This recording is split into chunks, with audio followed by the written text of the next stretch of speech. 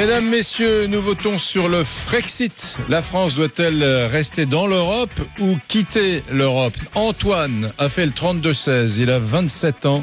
Il est en Seine-Maritime. Antoine, bonjour. Oui, bonjour Eric. Alors, je vous écoute.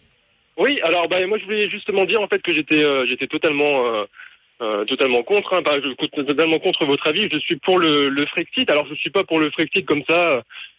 Déjà, j'aimerais éviter le débat passionnel. Voilà, en ce moment, c'est populisme. Voilà, c'est tout à outrance et on s'intéresse pas aux réels arguments. On va pas dans le fond des choses. Moi, j'aimerais quand même reposer les bases, etc. Qu'on puisse s'intéresser au traité dans le détail. Alors, déjà, posez les bases. Pourquoi êtes-vous pour la sortie de la France de l'Europe? Pourquoi? La première raison. Parce qu'on n'est plus indépendant et qu'aujourd'hui, que ce soit de droite comme de gauche, on a la même politique qui est la politique de l'Union européenne. Et je vais vous le prouver. Il y a notamment Viviane Reding, qui est l'ex-vice-présidente de la Commission européenne, qui a déclaré il y a quelque temps, il faut lentement mais sûrement comprendre qu'il n'y a plus de politique intérieure nationale. Il n'y a plus que des politiques européennes partagées dans une souveraineté commune.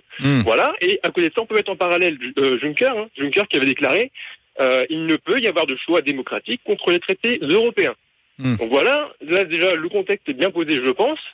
Donc ensuite, par rapport à tout ça... Mais est-ce que de temps en temps, est-ce que vous ne pensez pas que votre département, la Seine-Maritime, est finalement assez dépendante des autres départements? Ce que je veux dire par là, c'est que puisque vous aimez tellement la souveraineté et l'indépendance, vous pourriez peut-être vous battre pour que les décisions soient vraiment prises chez vous en Seine-Maritime, loin de Paris. C'est insupportable, la dictature de Paris. Si. Allez plus loin, parce que si l'Europe vous agace, j'imagine que Paris et les Parisiens doivent vous agacer aussi un peu. Ça serait pas mal une Seine-Maritime indépendante, Antoine. Alors non, pas du tout, comme une Bretagne indépendante. Voilà, là on a également toutes les idées d'indépendance des régions qui sont exacerbées. Voilà, là on voit en ce moment l'Écosse qui voudrait demander son indépendance, mais dans le cadre de l'UE, donc encore une indépendance pour rire en fait, si vous voulez. Donc en fait, voilà, on est un peuple européen. Il y a un peuple français, et par contre, il n'y a pas de peuple européen. Que vous le vouliez ou non, un peuple européen n'existe pas. Et comme l'a dit notamment le général de Gaulle, on ne fait pas d'omelette avec les œufs durs. Donc aujourd'hui, il faut revenir aux différents États. Voilà, la France est une république française. On a un peuple français. Voilà, il n'y a pas à être contre une politique de Paris ou quoi que ce soit. Ça n'a pas de rapport. Alors moi, j'invite tous vos auditeurs. Là, je vais dire quelque chose de complètement fou à votre antenne. J'invite tous les auditeurs à écouter François Asselineau et l'Union populaire républicaine, l'UPR, sur upr.fr. Allez le voir. Il ne passe jamais dans aucun des grands médias. Pourtant, c'est lui. Il a créé ce parti-là il y a aujourd'hui 9 ans, justement pour faire sortir la France de l'Union européenne, de l'euro et de l'OTAN. Il explique très clairement tout cela, sans populisme, voilà, c'est pas superficiel. Il va dans le détail des traités. Il explique pourquoi aujourd'hui, que ce soit de gauche comme de droite, on applique la politique européenne. Et il démontre traité par traité pourquoi... Moi, Antoine, mon avis, mais dans un instant, on sera avec Nicolas Bay, secrétaire général du Front National. Moi, mon opinion dans cette affaire, me sens pas citoyen européen, je suis pas passionné d'Europe, je sais très bien que c'est un ensemble technocratique.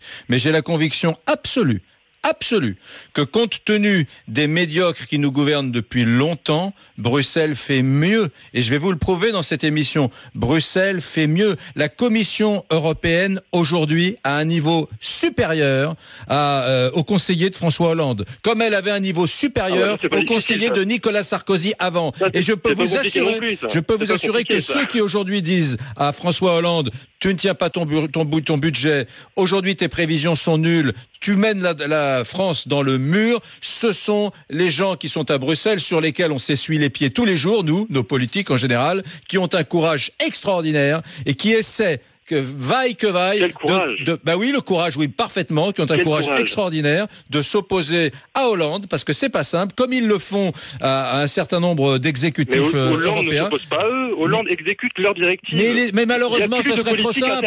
Alors, je vais vous donner, tiens, Antoine, il y a un chef d'État, j'ai oublié son nom, qui a exécuté leurs directives, c'est l'Irlande. L'Irlande, qui était au plus bas il y a quelques années, a suivi pas à pas, conseil par conseil, ce que la Commission européenne de Bruxelles lui disait de faire, l'Irlande. Et en 4 ou 5 ans, l'Irlande est revenue au top avec des prévisions de croissance qui feraient blêmir François Hollande. Pourquoi? Parce que contrairement aux Grecs, les Irlandais ont fait exactement ce que Bruxelles leur a demandé de faire, et en quelques années, ils ont retrouvé une vigueur financière incroyable, fondée sur une fiscalité très faible. Voilà. Ben moi, je suis plutôt irlandais avec Bruxelles que grec contre Bruxelles. Moi, je suis français. Voilà. Ouais, ben moi, je serais plutôt français avec Bruxelles que français contre Bruxelles.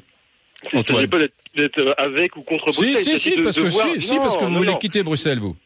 Oui, tout à fait, mais je veux pas quitter Bruxelles, je veux que la France quitte l'Union européenne. Mais pour ça, si vous voulez, on peut aller voir dans les traités européens, si vous voulez.